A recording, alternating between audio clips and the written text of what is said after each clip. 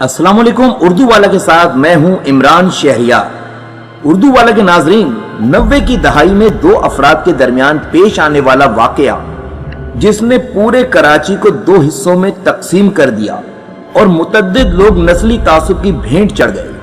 کراچی جیسا شہر جہاں پورے ملک کے لوگ آباد ہیں اور جہاں درجنوں زبانیں بولی جاتی ہیں، وہاں مختلف زبانیں بولنے والے لڑکے لڑکی کا ایک دوسرے سے شادی کرنا کوئی غیر معمولی بات نہیں۔ لیکن 90 کی دہائی کے آخر میں دو مختلف پس منظر سے تعلق رکھنے والے بظاہر عام سے لڑکا لڑکی کی داستان محبت نے پورے کراچی کو ٹھپ کر کے رکھ دیا تھا۔ اس دوران ملک کی دو بڑی سیاسی جماعتیں ایک دوسرے کے مد مقابل آ گئیں اور پورا شہر ہل کر رہ گیا۔ مظاہرے، جلاؤ گھراؤ، آنسو گیس اور تشدد کے واقعات میں کئی لوگ اپنی جان سے ہاتھ دھو بیٹھے۔ اس واقعے کی گونج عالمی میڈیا میں بھی سنی گئی۔ غیر ملکی ذرائع ابلاغ نے انہیں رومیو جولیٹ کا نام دیا۔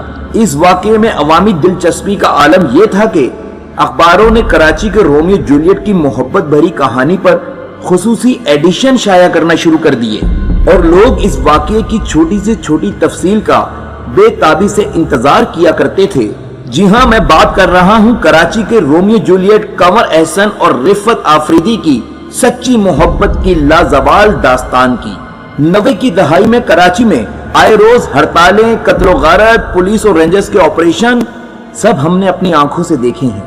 لیکن اتنی ہولناک یادوں میں ایک یاد ایسی تھی جسے ہم ہی نہیں، کوئی کراچی والا کبھی بھول نہیں سکے گا۔ اس کہانی کی ابتدا تو ہولناک ہی تھی، لیکن اختتام ایسا کہ آپ ہیر رانجھا اور رومیو جولیٹ کی داستان بھول جائیں گے۔ دن تو یاد نہیں، لیکن سال 1998 کا تھا۔ ایک روز ابھی ہم اسکول سے واپس گھر پہنچے ہی تھے کہ سب سے بڑی بہن نے دروازے پر ہی پکڑ لیا، آرڈر دیا، جلدی سے جاؤ اخبار خرید کر لاؤ۔ ہم حیران ہوئے کیونکہ کچھ بھی ہو جائے ہمارے گھر اخبار تو روز ہی آتا ہے، وہ بھی ایک نہیں بلکہ دو، لیکن انہیں تو دن میں نکلنے والا قومی اخبار پڑھنا تھا۔ ہمارا انکار اور ان کا اصرار بڑھتا گیا۔ تنگ آ کر کہا، دن کے اخبار میں ایسا کیا آیا ہے جو صبح کے اخبار میں نہیں؟ اب ان کی آنکھوں میں سچ مچ کے آنسو تھے۔ بولی، ابھی اخبار والا آواز لگاتا ہوا گیا ہے، قمر احسن کو کسی نے گولی مار دی۔ قمر صاحب کے حدود اربع سے تو ہم واقف نہیں تھے، لیکن بڑی بہن کے آنسو اور 10 روپے کی رشوت کے عرض انہیں اخبار لا کر دیا، اور یہیں سے قمر اور رفت کی کہانی میں ہمیں بھی دلچسپی پیدا ہو گئی۔ سخت گیر پختون گھرانے کی بیٹی 18 سالہ رفت آفریدی اور مہاجر خاندان کے 30 سالہ قمر احسن کی لازوال محبت 1998 میں کراچی میں شدید سیاسی منافرت اور ہنگاموں کی وجہ بنی تھی۔ 1985 میں بشرا زیدی کیس کے بعد مہاجروں کی نمائندہ جماعت MQM اور پختونوں کی بات کرنے والی ANP کے درمیان نفرتوں کی دیوار پہلے ہی موجود تھی۔ ایسے میں احسن اور رفت کا معاملہ لسانیت سے زیادہ سلگتا ہوا سیاسی ایشو بن گیا۔ ایک طرف MQM کے رکن قومی اسمبلی کنور خالد یونس جو قمر احسن کے سگے ماموزاد بھائی تھے، تو دوسری طرف آفریدی قبیلے کو عوامی نیشنل پارٹی کے مقامی رہنماؤں کی کھلی حمایت حاصل تھی۔ بشرا زیدی کیس کی طرح احسن اور رفت کا کیس کراچی میں ایک بار پھر مہاجر اور پختون ہنگاموں کی چنگاری بن گیا۔ اب آپ سوچ رہے ہوں گے رفت اور احسن تھے کون؟ نارتھ نازم آباد کے علاقے میں حسین ڈسلوا کالونی ہے، جو کسی زمانے میں بڑا خوبصورت علاقہ ہوتا تھا، جہاں عموماً پڑھی لکھی مہاجر آبادی رہائش پذیر تھی۔ لیکن 80 کی دہائی میں کراچی کا رخ کرنے والی پختون آبادی نے اسی پہاڑی علاقے میں کچی آبادیاں بسانی شروع کر دی۔ رفت آفریدی کا تعلق بھی ایک ایسے ہی قبائلی خاندان سے تھا جس نے کراچی ہجرت کی اور حسین ڈسلوا کالونی کی کچی آبادی میں رہائش اختیار کی۔ یہاں قریب ہی بڑے سے گھر میں قمر احسن کا گھرانہ بھی رہائش پذیر تھا۔ دونوں خاندان کئی دہائیوں سے ایک دوسرے کو جانتے تھے اور ان کا آپس میں میل جول بھی تھا۔ قمر کے والدین فوت ہو چکے تھے، وہ اپنے گھر میں سب سے چھوٹے تھے۔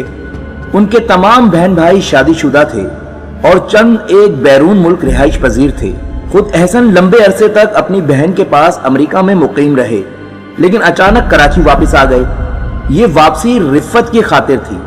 رفت اور احسن کے درمیان کب پیار کی پینگیں بڑھی، کسی کو کانوں کان خبر نہیں ہوئی۔ جس زمانے میں احسن امریکہ میں مقیم تھے تو اپنی ساری کمائی رفت کو ٹیلی فون کرنے میں خرچ کر دیتے تھے۔ رفت کے بقول روزانہ ٹیلی فون پر بات چیت کے دوران کبھی احسن ناراض ہو جاتے تو میں فون کا ریسیور نیچے رکھ کر سو جاتی تھی۔ صبح ہوتی تو سب کچھ بھول چکا ہوتا تھا۔ رفت کے لیے مہنگے مہنگے تحفے لینا احسن کا محبوب مشغلہ تھا۔ انہوں نے اپنی بہن کے ذریعے رفت کو ہیرے کی انگوٹھی بھیجوائی تھی۔ احسن کے گھر والے اس کی پسند سے بخوبی آگاہ تھے، لیکن وہ آفریدی قبیلے کی دشمنیوں کو بھی جانتے تھے۔ احسن کی ضد پر گھر والے رفت کا رشتہ لینے گئے تو معاملہ بگڑ گیا۔ رفت کے گھر والوں نے بے عزت کر کے انہیں گھر سے نکال دیا۔ رشتے سے انکار پر احسن کے بہن بھائیوں نے بھی اس کو رفت سے شادی کرنے سے منع کر دیا، کیونکہ وہ احسن کی جان کو خطرے میں ڈالنا نہیں چاہتے تھے۔ احسن کے پاس اتنے پیسے بھی نہیں تھے کہ وہ اپنی مرضی سے نکاح کے انتظامات کر سکے، لیکن رفت اور احسن کے دل ایک ساتھ دھڑک رہے تھے۔ انہوں نے طے کر لیا تھا کہ چاہے قیامت آ جائے محبت سے پیچھے نہیں ہٹیں گے، اور رفت کے لیے اپنے ہی گھر میں رہنا مشکل ہو گیا۔ باپ، بھائی اور بھابھیوں نے مار پیٹ شروع کر دی۔ رفت کے بقول بھائیوں نے اس کے چہرے کو داغدار کرنے کی کوشش کی اور اس کے چہرے پر کوئی دوا پھینک دی۔ جب حالات برداشت سے باہر ہوئے تو رفت کے اصرار پر احسن ایک بار پھر اس کے والدین کے پاس پہنچے، معافی مانگی اور کہا مجھے معاف کر دیں یا جان سے مار دیں، میں آپ سے کوئی شکوہ نہیں کروں گا۔ مگر حالات بہتر کیا ہوتے، احسن کو جان سے مارنے کی دھمکیوں کے ساتھ بے عزت کر کے گھر سے نکال دیا۔ یہ فیصلہ کن وقت تھا۔ قمر اور رفت نے گھر سے بھاگ کر شادی کا فیصلہ کر لیا۔ احسن کے گھر والے رفت کو پسند کرتے تھے، لیکن اس شادی کے ممکنہ نتائج سے بھی واقف تھے۔ انہوں نے شادی کے معاملے میں احسن کی کوئی مدد نہیں کی۔ رفت کی محبت میں احسن اپنے آپ کو بالکل بدل چکے تھے۔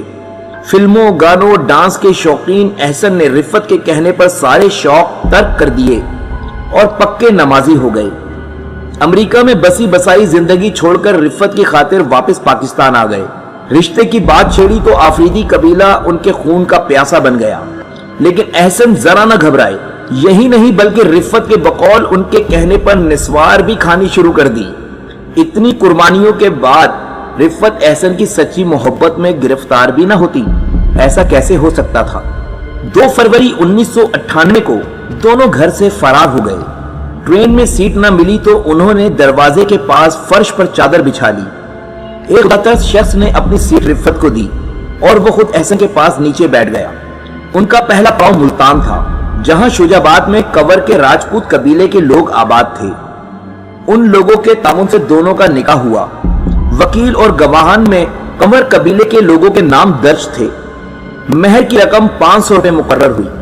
فرار کے اگلے ہی روز 3 فروری کو رفت کے گھر والوں نے نارتھ نازم آباد تھانے میں احسن کے خلاف ساتھیوں سمیت رفت کے اغوا کا پرچہ دائر کر دیا۔ ادھر عدالتی حکم پر پولیس پارٹی آفریدی قبیلے کے 4 سرگردہ افراد کے ساتھ ملتان میں دونوں پریمیوں کی بو سونگتی پھر رہی تھی۔ نکاح کے بعد دونوں راولپنڈی فرار ہو گئے اور مسلم ٹاؤن کے ایک گھر میں رہائش اختیار کی۔ رفت نے پنڈی میں عود کمشنر کو بیان حلفی جمع کرایا، جس میں رفت نے لکھا کہ والدین اس کی مرضی کے خلاف ایک بوڑھے سے اس کا رشتہ کرا رہے تھے، لیکن انہوں نے اپنی پسند سے احسن سے شادی کی ہے۔ ادھر کراچی میں واقعے نے آگ لگا دی تھی۔ پرتشدد واقعات میں 2 شہری جان سے ہاتھ دھو بیٹھے تھے۔ بالآخر پولیس پارٹی نے احسن کو راولپنڈی میں وکیل کے دفتر سے گرفتار کر لیا۔ رفت کو بھی گرفتار کر کے کراچی لایا گیا۔ جس وقت احسن CIA سینٹر میں بند تھے، ایک پولیس افسر نے کہا اگر لڑکی نے تمہارے خلاف بیان دیا تو تمہاری زندگی عذاب بن جائے گی۔ احسن نے جواب دیا جاؤ اسے لے آؤ، میں دعوے سے کہتا ہوں وہ یہی کہے گی کہ میں احسن کی بیوی ہوں، جو میں کہہ رہا ہوں وہ بھی یہی کہے گی۔ احسن کا یقین سچ ثابت ہوا۔ رفت نے عدالت کے روبرو احسن کے حق میں بیان دیا۔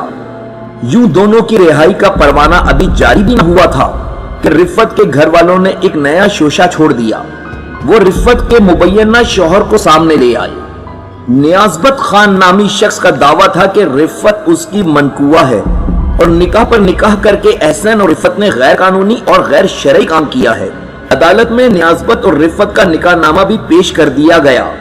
رفت اور احسن کی مشکلات میں اضافہ ہو گیا۔ مزید کئی پیشیوں پر ثابت ہو گیا کہ رفت کے گھر والوں نے صرف دشمنی میں رفت کا جھوٹا نکاح نامہ پیش کیا تھا۔ آفریدی گھرانے کو اپنی شکست سامنے نظر آنے لگی۔ तो उन्होंने इस बार रिफत और एहसन को ठिकाने लगाने की ठानी। मार्च के पहले हफ्ते में जुडिशियल मजिस्ट्रेट सिटी कोर्ट में केस की समाअत थी। कत्ल की धमकियों के बावजूद कंवर एहसन के लिए हिफाजती इंतजामात में गफलत बरती गई। एहसन के हाथों में हथकड़ियां बंधी थीं और सिर्फ 2 एहलकार उसके साथ थे। दूसरी मंजिल पर रिफत का मुबैना शौहर, बाप और भाई एहसन पर कातिलाना हमला करने के लिए पिस्तौलें थामे खड़े थे। जैसे ही पुलिस एहलकार एहसन को लेकर वहां पहुंचे तो उस पर गोलियां बसा दी गईं। सीने पर गोलियां लगते ही एहसन नीचे गिर पड़ा। अखबारी रिपोर्टरों के मुताबिक हमला होते ही दोनों एहलकार एहसन को छोड़कर करीबी कमरों में छुप गए। अपनी तरफ से एहसन का काम तमाम करते ही हमला आवर जैसे ही बाहर भागे तो कमरों में छुप जाने वाले पुलिस एहलकार बाहर निकल आए। बजाय शदीद जख्मी एहसन को फौरी तौर पर अस्पताल पहुंचाने के, एहलकारों ने शदीद हवाई फायरिंग और आंसू गैस शेलिंग शुरू कर दी। पुलिस ने हमले के इल्जाम में रिफत के वालिद, भाई और मुबैना शौहर को गिरफ्तार कर लिया। ये कार्रवाई निस्फ घंटे जारी रही। सिटी कोर्ट के बिल्कुल साथ सिविल अस्पताल था। उसके बावजूद एहसन को 35 मिनट बाद कहीं जाकर अस्पताल पहुंचाया जा सका। फौरी ऑपरेशन के बाद सीने, पेट और टांगों से गोलियां निकाल दी गईं। एहसन पर करीब से गोलियां बरसाई गई थीं, लेकिन जिसे अल्लाह रखे उसे कौन चखे, वो बच गया। डॉक्टरों ने एहसन की नई जिंदगी को एक मौजज़ा करार दिया। एहसन ने बताया कि जब गोलियां लगी तो पुलिस वाले ने मुझे कलमा पढ़ने को कहा। मुझे लग रहा था कि अब मैं नहीं बचूंगा। उसके बाद मुझे बस इतना याद है कि एक पुलिस वाला मुझे हथकड़ियों समेत घसीट रहा था और कुर्सी पर बैठे मेरे ससुर मेरी हालत पर कहकहे लगा रहे थे। मैं जानता था ये अपनी जिद की खातिर अपनी बेटी को भी मरवा सकते हैं, लेकिन अल्लाह के फजल से ये हमारा कुछ नहीं बिगाड़ सके। महबूब शौहर पर संदिलाना हमले ने रिफत को हवास बाख्ता कर दिया। रिफत का कहना था, एहसन ने मेरे लिए अपनी जान खतरे में डाली। मेरी रगों में भी पठान खून दौड़ रहा है। अगर वो लोग मारने से नहीं डरते तो मैं भी मरने से नहीं डरती। अब मुझे मौत का खौफ नहीं, मैं सिर्फ कंवर की हूं। उसने मुझे बीवी बनाकर इज्जत और एहतराम दिया। एहसन पर कातिलाना हमले ने पूरे शहर को हिला कर रख दिया। वाकये की गूंज आलमी मीडिया में भी सुनी गई। गैर मुल्की ज़राए अबलाग ने उन्हें रोमियो जूलियट का नाम दिया। इस वाकये में अवामी दिलचस्पी का आलम यह था कि अखबारों ने कराची के रोमियो जूलियट की मोहब्बत भरी कहानी पर खुसूसी एडिशन शाया किए। एहसन की सेहतयाबी के लिए शहर के घर घर में दुआएं की गईं। कातिलाना हमलों का खतरा अभी टला नहीं था। रिफत के घर वाले अभी चैन से नहीं बैठे थे, इसलिए चंद माह की कोशिशों के बाद उन्हें एक यूरोपीय मुल्क में पनाह मिल गई और मोहब्बत करने वाला ये जोड़ा चैन की जिंदगी गुजारने के लिए दूर देश जा बसा।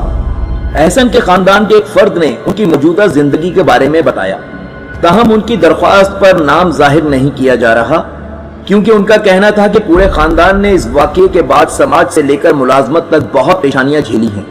उन्हीं ने एहसन और रिफत की तस्वीर भी फराम की। ताहम एहसन और रिफत की शनाख्त जाहिर हो जाने के खदशे के पेश नजर नई तस्वीर नहीं दी।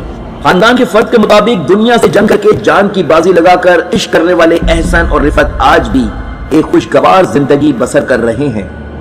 6 बेटों और 4 बेटियों के वालिदैन एहसन और रिफत एक दूसरे के साथ बहुत खुश हैं।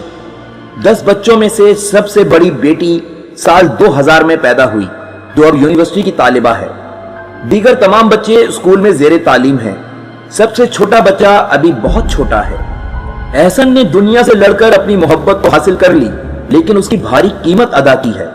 कातिलाना हमले में उनकी टांग पर गोलियां कुछ ऐसे जाविये से लगी कि वो आज भी लंगड़ा कर चलने पर मजबूर हैं।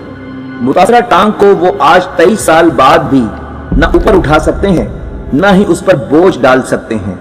वो आज भी चलने के लिए खसूसी जूतों का इस्तेमाल करते हैं। यही नहीं, नस्ल दर नस्ल दुश्मनी का अहद उन्हें आज भी अपने खानदान की हिफाजत के लिए बस पर्दा रहने पर मजबूर किए हुए है। तो उर्दू वाला के नाजरीन, ये थी कराची के रोमियो जूलियट, कंवर एहसन और रिफत आफरीदी की मोहब्बत की लाजवाल दास्तान। उम्मीद करते हैं कि इस दास्तान ने आपको 90 की दहाई का दौर याद कराया होगा और ये दास्तान आपको पसंद आई होगी। वीडियो पसंद आई है तो वीडियो को लाइक कीजिए, दोस्तों से शेयर कीजिए। अगर अब तक हमारे चैनल उर्दू वाला को आपने सब्सक्राइब नहीं किया तो जल्दी से सब्सक्राइब कर दें और साथ ही मौजूद घंटी के बटन को दबा दें, ताकि बेहतरीन मौजूआत पर बनी वीडियोस आप तक बर वक्त पहुंच सके। मिलेंगे बहुत जल्द आपसे एक नई वीडियो के साथ। اس امید پہ کہ مجھے بھولنے کی کوشش کریں گے، مگر اس یقین کے ساتھ مجھے بھول نہ پائیں گے۔ اللہ حافظ۔